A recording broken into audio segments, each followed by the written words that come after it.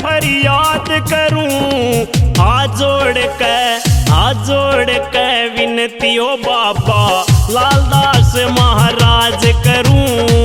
हाथ जोड़ के विनती ओ बाबा लालदास महाराज करूं।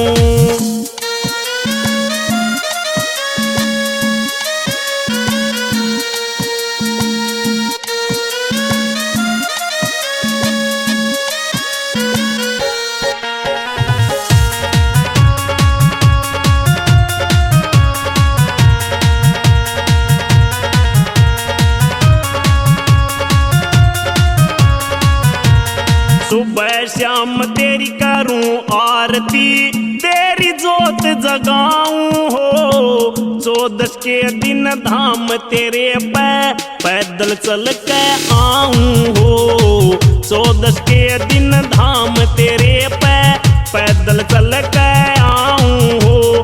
कर पूजा स्वीकार हो बाबा तेरे ऊपर ध्यान धरूं। हाथ जोड़ के विनती ओ बाबा लालदास महाराज करूं। हाथ जोड़ के विनती ओ बाबा लालदास महाराज करूं।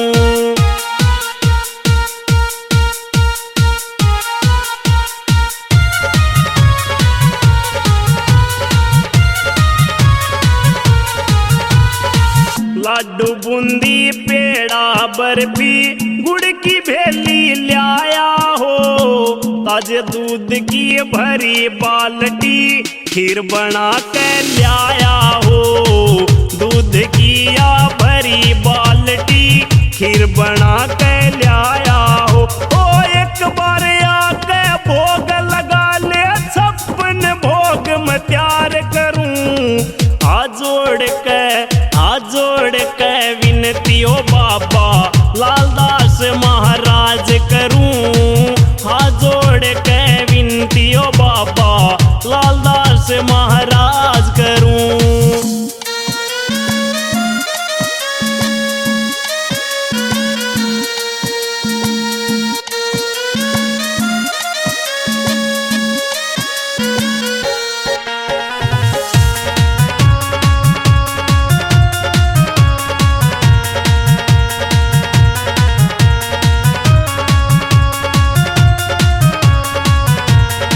भगम बाणा तेरा से मधुधर जीपना पे दुआ कहने। सोने का तेरा छतर चढ़ा दूं हीरे मोती जड़ा कहने।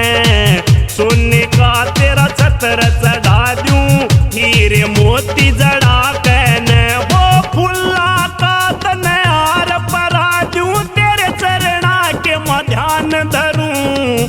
हाथ जोड़ के विनती ओ बाबा लालदास महाराज करूं। हाथ जोड़ के विनती ओ बाबा लालदास महाराज करूं।